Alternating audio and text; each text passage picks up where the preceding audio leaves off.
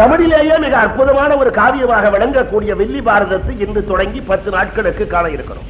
நம்முடைய நாட்டிலே ராமாயண காப்பியமும் பாரத காப்பியமும் இதிகாசங்கள் என்கிற பெயராலே சொல்லப்படுகிற மிகப்பெரிய காவியங்கள். நம்முடைய பாரத பெரு நாட்டிற்கு 2 காவியங்கள் மட்டுமல்ல, இறைவனுடைய பெருமையை சொல்லக்கூடிய நூல்கள் ஒரு 18 நூல்கள் இருக்கின்றன. அவற்றுக்கு பெயர் புராணங்கள். புராணம் என்ற சொல்லுக்கு பொருள் பழமையானது என்றால் இந்த 18 புராணங்களோடு இந்த 2ஐயும் சேர்த்து 20 புராணங்கள் என்று சொல்ல வேண்டியதுதானே. ராமாயணம் மகாபாரதத்தை மட்டும் இதிகாசம் என்ற ஒரு சொல்லாலே ஏன் சொல்லுகிறார்கள்? அதான் கேள்வி. கூர்ம புராணம் இருக்கு, அதுபோல மற்ற புராணங்கள் இருக்கின்றன. அவற்றில் பாரதத்தையும் ராமாயணத்தையும் சேர்த்து இந்தியாவின் புராணங்கள் 20 ரொம்ப எளிமையா முடிச்சு விடலாமே. ராமாயண மகாபாரத காவியத்தை மட்டும் இதிகாசம் என்கிற சொல்லாலே சுட்ட வேண்டிய அவசியம் என்ன? இந்த 2 நூல்களும் ஒரு பெரிய குறிக்கோளை சொல்ல வந்த நூல்கள். அந்த குறிக்கோள் என்ன? ரொம்ப எளிமையானது. உலகத்திலே சகோதரத்துவத்தை வளர்க்க வேண்டும். மனிதர்களாக பிறந்தவர்கள் ஒருவருக்கு ஒருவர் சகோதரத்துவம் ஆகிய அன்பு நெறியை காட்டிக்கொண்டே போனால் அதுதான் கடவுளை அடைவதற்கு வழி. இந்த சின்ன குறிக்கோளை காட்டுவதற்குத்தான் ராமாயணமும் பாரதமும் வந்தன. இப்ப நமக்கு அடுத்தபடியா வர்ற சந்தேகம், இந்த ஒரு குறிக்கோளை சொல்வதற்குத்தான் ராமாயணமும் மகாபாரதமும் தோன்றின என்றால் இந்த ஒரே குறிக்கோளை சொல்வதற்கு ஏன் 2 நூல்? ஒன்னு போருமே. இதற்காக 2 நூல்? 2 நூல்கள் இந்த ஒரே குறிக்கோளை சொல்வதற்கு ஏன் வந்தன என்றால் சகோதரத்துவத்தினுடைய சிறப்பை உடன்பாட்டிலே சொல்லுகிறது ராமாயணம், அதையே எதிர்மறையில் சொல்லுகிறது மகாபாரதம். ராமாயண காவியத்தில் தசரத மகா சக்கரவர்த்திக்கு எத்தனை பிள்ளை? 4. ராமபிரான், பரதாழ்வார், இளைய பெருமாள், சத்ருகணன். அவங்க 4 சகோதரராக நிற்கவில்லை. கங்கையில் வாழுகிற குகனோடு 5 ஆனார்கள். குந்து சூழ்வான் மகன் சுக்ரீவனோடு 6 ஆனார்கள். அவர்கள் அன்போடு வந்து அடைக்கலம் அடைந்த விபீஷணாழ்வாரோடு 7 ஆனார்கள். இப்படி 4 பேர் 7 பேராக உருவெடுத்து உடன்பாட்டிலே சகோதரத்துவத்தை ராமாயணம் காட்ட, அதே சகோதரர்கள் கருத்து வேறுபாடு கொண்டால் எவ்வாறு அழிவார்கள் என்பதை பாண்டவர் 5 பேரையும் துரியோதனாதியர் 100 பேரையும் நிறுத்தி துரியோதனாதியரை அடித்து காட்டி சகோதரத்துவத்தின் சிறப்பை எதிர்மறையில் காட்டுவது மகாபாரதம். ராமாயணத்தில் கங்கையில குகனும் லங்கையில விபீஷணனும் ராமனுக்கு சகோதரன் ஆனார்கள் கதையில படிக்கிறோமே. கங்கையில ஒத்த லங்கையில ஒத்த ராமனுக்கு சகோதரன் அர்த்தம். கங்கையில ஒருவனையும் லங்கையில ஒருவனையும் சொல்லிவிட்டா கங்கை முதல் லங்கை வரை எல்லாரும் ராமனுக்கு சகோதரன் அர்த்தம். முதலையும் கடைசியும் சொன்னா நடுவுல இருக்கிறதெல்லாம் சேர்ந்தது தானே. இப்ப எனக்கு யாராவது லெட்டர் போடும்போது என்ன அட்ரஸ் எழுதுறாங்க? மிஸ்டர் கீரன். மிஸ்டர் கீரன்னா எம் போட்டு ஐ போட்டு எஸ் போட்டு டி போட்டு இ போட்டு ஆர் போட்டா எழுதுவோம். MR mister. ஸ்ட்ரீட் போடுறதுன்னா எஸ் போட்டு டி போட்டு ஆர் போட்டு டபுள் இ போட்டு டி போட்டா எழுதுவோம். ST. நீங்க தமிழ்நாட்டில் சில பத்திரிகை எடுத்து படிச்சீங்கன்னா எங்கெங்க விபத்து நடந்ததுங்கிறத மட்டுமே போடுறதுக்காக சில பத்திரிகை எல்லாம் இருக்கு. அதை எடுத்து நீங்க படிச்சீங்கன்னா திடீரென்று ஆள் மோதி லாரி மரணம். சென்னை ராயப்பேட்டையில் ஒரு லாரி நின்று கொண்டிருந்தது, அனைவருக்கும் தெரிந்தது. எதிரே வந்த ஆள் மோதியதால் லாரி மரணம் அடைந்தது. போலீசார் புலன் விசாரணை செய்கிறார்கள். போட்டுவிட்டு கீழே பிராக்கெட்ல என்ன போட்டிருப்பான்? நர். நமக்கு ஒண்ணுமே புரியாது, என்னடா நர்னு போட்டிருக்கானே. நமது நிருபரான், அதான் நர். MRனா மிஸ்டர், STனா ஸ்ட்ரீட், நர்னா நமது நிருபர். கங்கையில குகன் லங்கையில விபீஷணன்னா கங்கை முதல் லங்கை வரை எல்லாரும் ராவனுக்கு சகோதரன் அர்த்தம். அந்த சகோதரத்துவத்தினுடைய சிறப்பை எதிர்மறையில் காட்டுகிற காவியம் மகாபாரதம். இந்த பாரதத்தை வில்லிபுத்தூர் ஆழ்வார் 14வது நூற்றாண்டுல தமிழ்ல எழுதினார். மூலமாக விளங்குவது வியாச பாரதம் வடமொழியில. வடமொழியில வியாச பாரதத்தை வியாசர் எழுதினதே ஆச்சரியம். வியாசருக்கு வேகமா பாட வருமே தவிர எழுத வராது. அவர் வேகமா சொல்ல சொல்ல யாரையாவது விட்டு எழுத வைக்கணுமேன்னு யாரு ரொம்ப வேகமா எழுதுவாங்கிறதுக்காக நாரதரை போய் பார்த்து, நாரதரே நான் பாரதத்தை சொல்ல சொல்ல இமயமலை சருவிலேயே எழுதி வைக்கணும், யாருகிட்ட எழுத கேட்கலாம்னார். நாரதர் சொன்னார், இப்ப உள்ளத்துக்குள்ள சரியான சுருக்கெழுத்தாளர் மகா கணபதி தான், நீ விநாயகரை போய் காணுன்னா. நேரம் இங்க இருந்து வியாசர் போய் விநாயகரை பார்த்து தலையில குட்டிக்கிட்டார். அவர் என்ன? அரியன் பாரதத்தை சொல்ல சொல்ல தேவரீர் இமயமலை சரிவில எழுத வேண்டுமே என்ன. விநாயகர் சொன்னார், நாம் எழுதுவோம், ஆனால் ஒரு நிபந்தனை. என்ன வியாசர்? நீ சொல்லுகிற வேகத்தில் நாம் எழுத வேண்டும் என்று எதிர்பார்த்தால் நடக்காது. பிறகு நாம் எழுதுகிற வேகத்தில் நீர் சொல்ல வேண்டும். இப்போ பெரிய கவலையா போச்சு வியாசருக்கு. ஏன் எவ்வளவு காலம் நிற்க வேண்டிய கவிதை சிந்திச்சு பாட வேண்டாமா? இவர் 1000 வார்த்தை வேகத்தில் எழுதினா அவ்வளவு வேகத்தில் இவர் பாடினா அந்த பாட்டுல கருத்து இருக்குமா? இது இப்ப நாம எழுதுற சாதாரண பாட்டா? இப்ப நாம எழுதுற பாட்டு நிமிஷத்துக்கு 10,000 வார்த்தை எழுதலாம். ஜிஞ்சினாக்கடி ஜிம்கடி சில்லற உள்ள ஆளா பார்த்து அமுக்கடினா எவ்வளவு வேணாலும் பாட்டு எழுதலாம். ஆனா வியாசர மாதிரி மிகப்பெரிய காவியம் எழுதும் போது என்ன செய்வது? ஆக வியாசர் திரும்ப என்ன நிபந்தனை போட்டார்? நீர் எழுதுகிற வேகத்தில் அடியேன் சொல்லுகிறேன், ஆனால் ஒரு நிபந்தனை. என்னன்னு கேட்டார். எழுதுகிற நீர் ஒவ்வொரு வார்த்தையின் அர்த்தத்தையும் தெரிந்து கொண்டு பிறகு எழுத வேண்டும். அப்போ விநாயகருக்கே புரியாம சில சொற்களை அடுக்கி விநாயக பெருமான் இது எந்த பாஷையில இருக்குன்னு தெரியாம அவர் திகச்சு நிக்கிற நேரத்தில் சிந்திச்சு வியாசரால் சொல்லப்பட்டு விநாயகன் ஒற்றை கொம்பை ஒடித்து இமயமலைச்சரிவில் எழுதப்பட்ட பாரதம் 5வது வேதம் என்று பாராட்டப்படுகிறது. அதை உங்களுக்கு நான் தருவதற்கு கணபதியை வணங்குகிறேன் என்று தொடங்குகிறார் வில்லிபுத்தூராழ்வார். நீடாழி உலகத்து மறை நாளோடு 5 என்று நிலை நிற்கவே வாடாத தவவாய்மை முனிராஜன் மா பாரதம் சொன்ன நாள் ஏழாக வடமேறு வெற்பாக அம்கூர் எழுத்தாணி தன் கோடாக எழுதும் பிரானை பணிந்து அன்பு கூர்வாமன் என்று விநாயக பெருமானுக்கு வணக்கத்தை சொல்லி அந்த வியாச பாரதத்தை வில்லிபுத்தூராழ்வார் தந்தார். வியாசருக்குள்ள பெருமையை பார்த்தீங்களா? அவருக்கு அவர் போட்ட வார்த்தை வாடாத தவவாய்மை முனிராஜன். என்ன அர்த்தம்? வியாசர் சொல்லி இருக்கிற நீதிகள் எந்த காலமும் மாறுபடாதவை. வாடாத மாறுபடாத தவவாய்மை முனிராசன், மாறுபடாத நீதிகளை சொன்னவர் வியாசர். நாம காலையில சொன்னா சாயந்தரம் மதிப்பு கிடையாது. வியாசர் சொன்ன கருத்துக்கள் காலாகாலம் மாறாது. வாடாத தவவாய்மை முனிராசன். அப்பேற்பட்ட அந்த வியாசர் சொன்ன கருத்துக்களை உள்ளடக்கி நான் வெள்ளி பாரதத்தை உங்களுக்கு தருகிறேன்.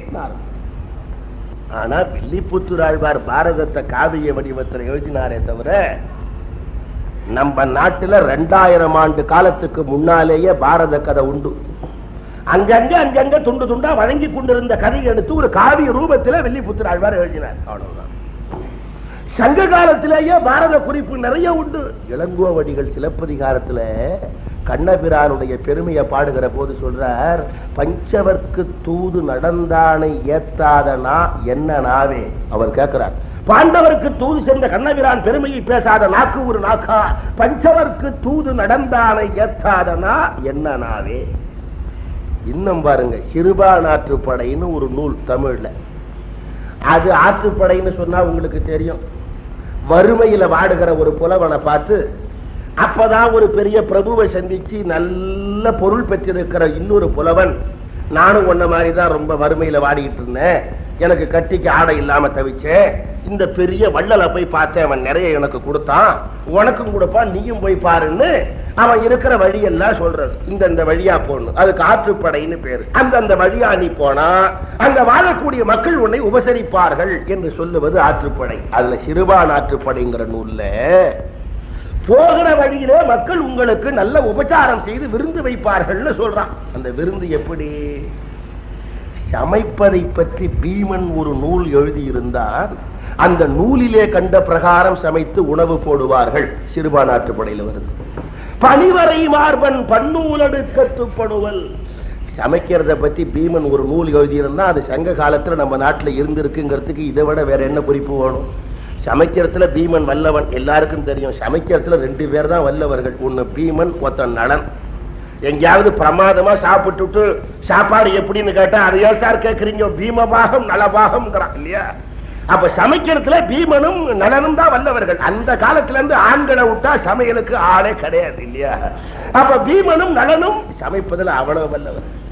அந்த பீமன் ஒரு நூல் எழுதி, இப்ப மட்டும் இல்லையா, இப்ப நீங்க தமிழ்நாட்டுக்கு வந்தீங்கன்னா ஒவ்வொரு கடையிலையும் ரொம்ப மலிவு விலையில கிடைக்கிற ஒரே புத்தகம் சமைத்துப்பார். இப்பவும் சமைக்கிறத பத்தி நிறைய புத்தகம் இருக்கு, சமைத்துப்பார்.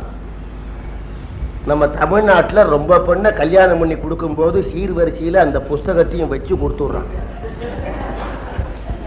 ஏன்னா இது அந்த புஸ்தகத்தை பார்த்துதான் புருஷனுக்கு ஏதாவது சமைச்சு கொட்டி ஆகும். அது சமையலறையில கொண்டு போய் புஸ்தகத்தை அப்படி வச்சுக்கிட்டு முந்திரி பருப்பை கொட்டவும், ஐயோ வானலியில் கொட்டவும்னு போடலையே, நான் அடுப்பிலேயே கொட்டி விட்டேன்னு ஒண்ணு. கரண்டியால் நன்றாக கிளறவும், அதோட முடிச்சிருவான். கிளர்ன கரண்டி எப்படி எடுக்கும்னு போட மாட்டான். அதை கொண்டாந்து புருஷன்கிட்ட வச்சு அவன் சாப்பிட்ட உடனே இஞ்சி தின்ன குரங்கு மாதிரி, அந்த மாதிரி யாராவது புத்தகத்தை பார்த்து சமைச்சு கொண்டாந்து வச்சா சமைச்சவங்களை தப்பு சொல்லப்படாது, புத்தகம் எழுதினவனையும் தப்பு சொல்லப்படாது, சாப்பிட்ட நம்மளதான் தப்பு சொல்லணும். ஏன் அவன் புத்தகத்துல இந்த மாதிரி சமைச்சு சாப்பிடுன்னு நான் சொன்னான், புத்தகத்துக்கு என்ன பேரு வச்சான்? சமைத்து பார். அதோட நிறுத்திக்கும், சாப்பிட்டு அவனா பொறுப்பு. அப்படி ஒரு பீமன் ஒரு காலத்துல பெரிய நூல் ஒண்ணு எழுதியிருந்தா, பனிவரை மார்பன் பன்னூல் அடுக்கத்துப்படுவல். இந்த குறிப்பாடு ஏன் சொல்லுகிறேன்? அந்த காலத்திலேயே மகாபாரத கதை நம்முடைய நாட்டில் வழங்கி வரும். அந்த கதையில வில்லிபுத்தூர் ஆழ்வாருடைய கவிதை நயமெல்லாம் 10 நாள் நாம் அதை தான் காண போறோம். இன்றைய கதையில ரொம்ப முக்கியம், எல்லாரும் கவனிக்க வேண்டியது அடிப்படையான கதை என்னன்னு. பாரதத்துல மட்டும் அடிப்படையான கதையை புரிஞ்சுக்கலன்னா மேல போக போக ஒண்ணும் புரியாது. ஒரு பழமொழி உண்டு பாரதத்தை பத்தி, அடிய புடிடா பாரதப்பட்டா. நம்ம நாட்டில் ஏதாவது ஒரு விஷயத்தை ஒருத்தங்கிட்ட சொல்லி அவன் ஒன்னும் புரியாம காட்டான்னா, இவன் ஒத்தாண்டா எதை சொல்றதா இருந்தாலும் அடிய புடுறா பாரதப்பட்டான்னு. அது என்னது அடிய புடுறா பாரதப்பட்டான்னா? பாரதப்பட்டான்னா பாரதத்தை பரம்பரையா கதையா சொல்லி கொண்டவர்களுக்கு பாரத பட்டர்னு பேர். இப்ப எங்க குடும்பம் எல்லாம் பாரத பட்டர் குடும்பம், பரம்பரையா பாரத கதையை சொல்லி கொண்டு வர்ற குடும்பம். அடியப்படுறா பாரதப்பட்டான்னா ஒரு கதையை சொல்லிக்கிட்டே வருகிற போது நடுவுல தொடக்கத்துல இருந்து கேட்கறா, நடுவுல புரியாதுன்னு அர்த்தம். இப்ப ராமாயணம் புரியும். முன்ன ராமாயணத்தோட சொற்பொழிவு பண்ணும் போது யாராவது வந்து உட்காந்து நான் பாட்டுல வாலி சுக்ரீவனை பார்த்து பேசினான்னா, சரி இவர் கிஷ்கிந்தா காண்டம் வரைக்கும் வந்துட்டார், புரிஞ்சு போடும். கந்த புராணத்துல வீரவாகத்தேவர் தூது போனார்னா சரி அடுத்தபடியா சூரபத்மன் போர்னு புரிஞ்சு போடும். பாரதத்துல புரியாது. இப்ப நீங்களே ஒரு 2 நாளைக்கு சொற்பொழிவுக்கு வந்து 3வது நாள் வராம அப்புறம் 4வது நாள் 5வது நாள் வந்து உட்கார்ந்தீங்க, ஒண்ணுமே புரியாது. நான் பாட்டுல மேடையில உட்கார்ந்து ஜெயத்ரதா வா இங்கே அப்படின்னா இவர் பக்கத்துல யார் சார் யார்? அவர் எனக்கு தெரிஞ்ச நான் ஐயா இங்க உட்கார்ந்து இருக்கேன், நீ போய் 2 பேருமா போய் கிரண் கிட்டே கேட்போம். சார்னு வந்து, சார் ஜெயத்ரதன் நீங்களே யாரு சார்னா, அதான் சார் துச்சலைக்கு புருஷன். துச்சலையா? அதான் சார் துரியோதனாதியர் 100 பேரோட பிறந்த ஒரே தங்க துரியோதனாதியரா? அதான் சார் பாண்டவர்களுக்கு எதிரி பாண்டவர்களா? நீங்க உட்காருங்க சார், நான் ஆரம்பத்தில இருந்து சொல்றேன், நீங்க உட்காருங்கிறாங்களே. இதுதான் அடியப்படுறா பாரதம். பாரத கதையில தொடக்கத்தினுடைய அடிப்படையான கதை புரியலன்னா மேல புரியாது என்பதற்காக சொல்லப்பட்ட பழமொழி. இந்த பாரத கதையை அற்புதமான தமிழிலே சந்தத்திலே வில்லிபுத்தூர் ஆழ்வார் தருவதற்கு என்ன காரணம்னு சிந்திக்கும். என்ன காரணத்தினாலே நான் இதை பாட வரவில்லை என்பதற்கு 2 வரியும், எதனாலே இதை பாட வருகிறேன் என்பதற்கு 2 வரியும் வில்லிபுத்தூர் ஆழ்வார் எழுதியிருக்க. வியாசர் பாடினார் என்பதற்காக நான் இதை பாட வரவில்லை, அல்லது வேறு மொழிகளில் வேறு புலவர்கள் பாடியிருக்கிறார்கள் என்பதற்காகவும் பாட வரவில்லை. மண்ணு மாமரை முனிவரும் தேவரும் பண்ணு மாபாரத கதையும் பார்க்கிறேன். மண்ணு மாமரை முனிவரும் தேவரும் பண்ணு மாபாரத கதையும் பார்க்கிறேன். வேற எதுக்காக எழுத வந்தார்? தருமன் பொறுமையை சொல்லவா, அல்ல பீமன் வலிமையை சொல்லவா, அல்ல அர்ஜுனன் வீரத்தை சொல்லவா, அல்ல நகுலன் சாமர்த்தியத்தை சொல்லவா, அல்ல சகாதேவன் ஞானத்தை சொல்லவா, அல்ல துரியோதனன் பொறாமையை சொல்லவா, அல்ல சகுனியினுடைய ராஜதந்திரத்தை சொல்லவா, அல்ல வேறு என்ன காரணத்திற்காக? மண்ணே மாதவன் சரிதமும் இடையிடை வரும் என்னும் ஆசையால் ஏது எழுதலுற்றே. கண்ணபிரானுடைய பெருமை இடையிடையே வருகிறது என்பதற்காக நான் இதை எழுதுகிறேன். தெளிவா சொல்லிவிட்டார். மண்ணு தமிழ்ல மண்ணுன்னு சொன்னாலும் நிலையானது, மண்ணுன்னு சொன்னாலும் நிலையானது. மண்ணு மாதவன் சரிதமும் இடையிடை வரும். நிலைபெற்ற கண்ணபிரானுடைய பெருமையும் இடையிடை வருகிறது என்பதற்காக நான் எதை எழுத வருகிறேன். இப்படி சொல்லும் போதே நமக்கு சந்தேகம். மண்ணு நிலை பெற்ற மாதவன் சரிதமும் கண்ணன் பெருமையும் இடையிடை வரும். ஓஹோ, அப்ப கண்ணபிரானுடைய பெருமைக்காகவே இதை எழுதுகிறேன்கிறாரே, அப்ப சிவனை தாக்குவாரோ? ஒரு சந்தேகம் வருமே. வில்லிபுத்தூர் ஆழ்வார் பார்த்தார், நான் சிவனையும் பெருமையா எழுதியிருக்கேன்னு தனியா ஒரு பாட்டு எழுதி போடுவோமோன்னு பார்த்தாராம். எதுக்கு? இந்த வரியிலேயே அந்த பொருள் அடங்கி இருக்க. மண்ணு மாதவன் சரிதமும் இடையிடை வரும் என்கிற வரியிலேயே சிவபெருமானுடைய பெருமையும் சொல்லி இருக்கிறேன்னு ஒரு அர்த்தம் இருக்க. பிரிச்சு படிக்கிறவங்க படிச்சுக்கிட்டுமேனு விட்டுட்டாராம். முதல்ல எப்படி அர்த்தம் பண்ணினோம்? மண்ணு நிலை பெற்ற மாதவன் சரிதமும் இடையிடை வரும். இப்ப பாருங்க, மண் நிலை பெற்ற உமாதவன் சரிதமும் இடையிடை வரும் என்னும் ஆசையால், உமையம்மை தவம் செய்து பெற்ற சிவனுடைய பெருமையும் இடையிடை வரும் என்னும் ஆசையால் இது எழுதணும். அந்த கதையில நான் விறுவிறுவிறுன்னு உங்களுக்கு போறேன். இந்த பாண்டவர்கள் கௌரவர்கள் குல வேறுபாடெல்லாம் வருவதற்கு முன்பாக ஆதி புருஷன் சந்திரன், அவனுக்கு பிறகு மனு, புதன், இளை, யயாதி, பூரு, குரு, நகுஷன். நகுஷன் என்ற மன்னனுடைய வரலாறு ரொம்ப முக்கியம். இன்னைக்கு நீங்க அடிப்படையான கதையும் கேட்டுக்கிட்டு வரணும். கதைக்குள்ள இருக்கிற அற்புதமான தத்துவம் அதை விட முக்கியம். இந்த நகுஷன் என்ன செய்தான்? மன்னன், மண்ணுலகத்து இன்பங்கள் எதுவுமே எனக்கு வேண்டாம். ஒரு நாடாளுகிற மிகப்பெரிய அரசன், அந்த அரச போகங்கள் எல்லாவற்றையும் அனுபவிப்பதற்கான வாய்ப்பு இருக்கிறது, எதுவுமே தேவையில்லை. ஒரு நல்ல உணவு, நல்ல வாசன திரவியம், ஒரு திருமணம், எதுவுமே வேண்டாம். மெய்வாய் கண் மூக்கு செவி என்ற புலன் இன்பம் எதுவும் வேண்டாம். அமைச்சர்கள் எல்லாம் கேட்டார்கள், மன்னருக்கு என்னதான் விருப்பம்னார்கள். 100 அஸ்வமேத யாகம் செய்ய வேண்டும். எதுக்குன்னா இந்திர பதவியை பெறுவதற்கு. அப்படியே எல்லாரும் கூடி 100 அஸ்வமேத யாகத்தை செய்து அவனுக்கு இந்திர பதவி கிடைத்தது. இந்திர பதவி கிடைச்ச உடனே அவனை இந்திர உலகத்துக்கு அழைத்துக் கொண்டு செல்வதற்கு 7 முனிவர்கள், சப்த ரிஷிகள் வந்தார்கள்.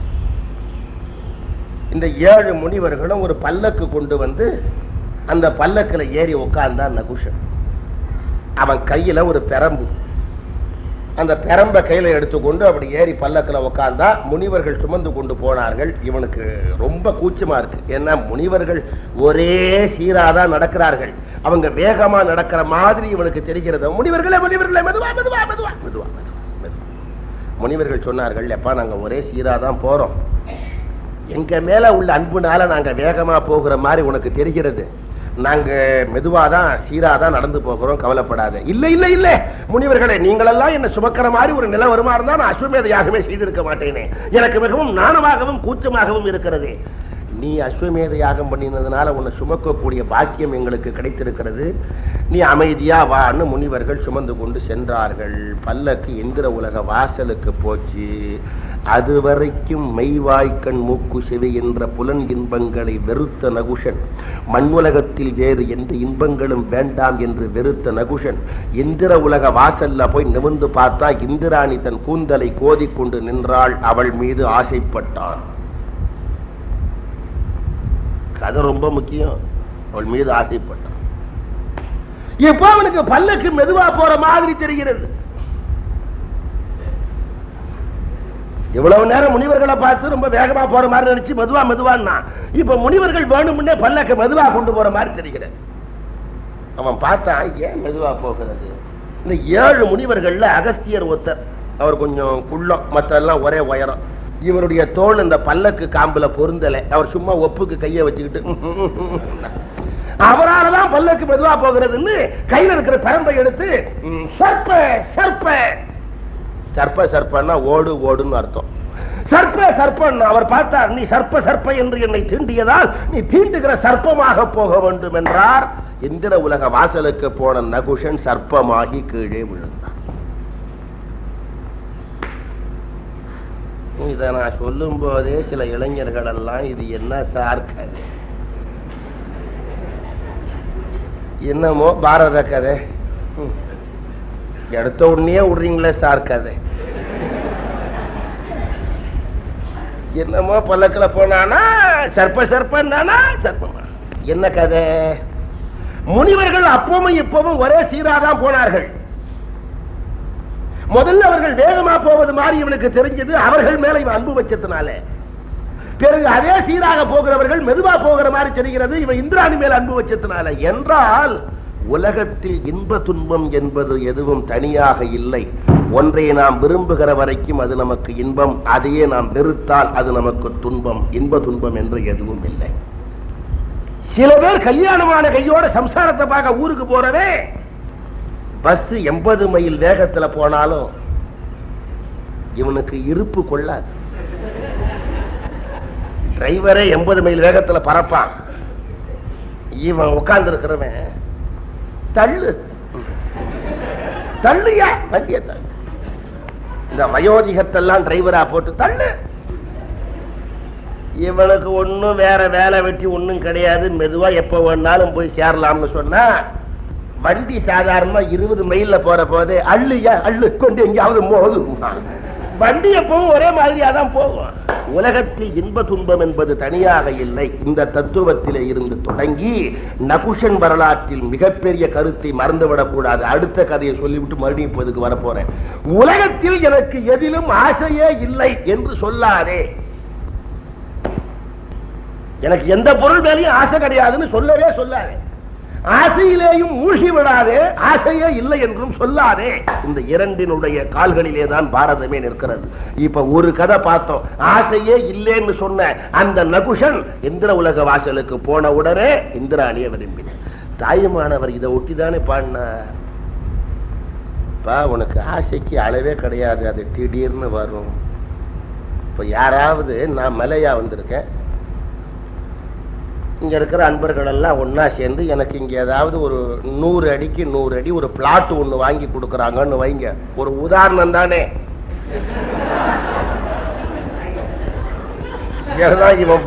இவன் வரும்போதே பெரிய பிளாட்டோட வந்திருக்கான் போது. 100 அடிக்கு 100 அடி அது எனக்கு இலவசமா கிடைச்சதுன்னு நான் சும்மா தானே இருக்கணும். நான் அந்த பிளாட்டை வாங்கிட்டு ஒரு 6 மாசம் கழிச்சு என்ன அப்படி தற்செயலா பாக்குற போது நம்ம நாச்சியப்பன் கேட்கிறாருன்னு வைங்க, எப்படி சார் இருக்கீங்க அப்படின்னு. ஏதோ நீங்க வாங்கி கொடுத்ததெல்லாம். பக்கத்துல ஒரு 10 அடி புறம்போக்கு இருக்கிறதா கேள்வி. சரி, கீரனுடைய மண்ணாசிய பூராவே தீர்த்து விடுவோம்னு இந்த உலகத்துல எங்க நிலப்பகுதி இருக்கோ எல்லாம் கீரனுக்கு சொந்தம்னு எழுதி ஐநாமன்றத்துல முத்திர குத்தி பத்திரத்தை கையில கொடுத்தா வாங்கி வச்சுக்கிட்டு, அப்பா பூமி பூரா எனக்கு சொந்தம்னு சந்தோஷப்படுவேனா? பத்திரத்தை வாங்கி வச்சுட்டு, சார் கடல் யாருக்கு சார் சொந்தம்? ஆசைக்கோர் அளவில்லை, அகிலமெல்லாம் கட்டி ஆளினும் கடல் மீதிலே ஆணை செலவே நினைவு. ஆகவே இந்த உலகத்தில் அனுபவிக்க வேண்டிய அளவிற்கு எது இல்லையோ அதை அனுபவி. எனக்கு ஆசையே இல்லைன்னு சொல்லாதே, அது பேராசையில போய் முடியும். அதுக்கு நகுஷன் கதை. மேல் கதைக்கு போவோம். இந்த நகுஷன் பரம்பரையில வந்தவன் சந்தனு. இந்த சந்தன மன்னன் ஒரு நாள் இப்படி கங்கை கரைக்கு வேட்டையாட போனான்.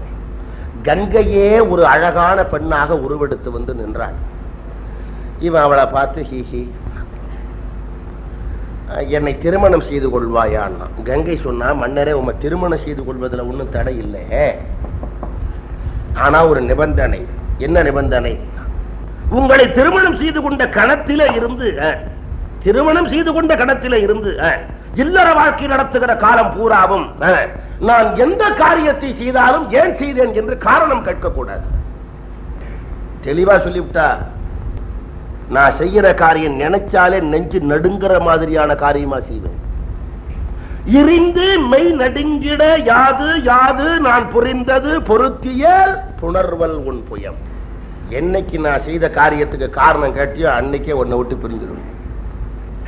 இருந்து மெய் நடுங்கிட யாது யாது நான் புரிந்தது பொருத்தியேல் புணர்வல் உன் புயம். பரிந்து என்னை மறுத்தியேல் அன்றோடு பிரிந்து ஏவும். நல்லா கவனிக்கணும். கங்கை எதையும் மறைச்சு பேசல, நினைச்சாலே நெஞ்சு நடுங்கக்கூடிய காரியமா செய்வேன். சந்தனை இப்ப என்ன செய்திருக்கணும்? பெரிய விஷயம். சந்தனை கிட்ட ஆரம்பிச்சு நான் இப்ப இந்த உலகம் வரைக்கும் 1980 வரைக்கும் வரப்போறேன். சந்தனை என்ன செய்திருக்கணும்? என்ன ஒரு திருமணத்துக்கு முன்னாலேயே ஒரு பெண் இவ்வளவு கடுமையா நிபந்தனை போடுகிறாளே, என்ன செய்வாளோ, நமக்கு ஏன் இந்த திருமணம்னு நினைச்சிருக்கணும் அல்லவா? அதை பத்தி எல்லாம் சிந்திக்கல. என்ன செஞ்சிட போறா கல்யாணம் பண்ண ஒண்ணு நெஞ்சு நடுங்கிற காரியம். நம்ம ஆடையெல்லாம் தூக்கி போட்டு எவர் சில்வர் பாத்திரம் வாங்க போறா, வேற என்ன பண்ண போறா? சிந்திக்கல. இந்த நேரத்தில் சந்தனு எதை பயன்படுத்தி இருக்கிறான்? மோகத்தை.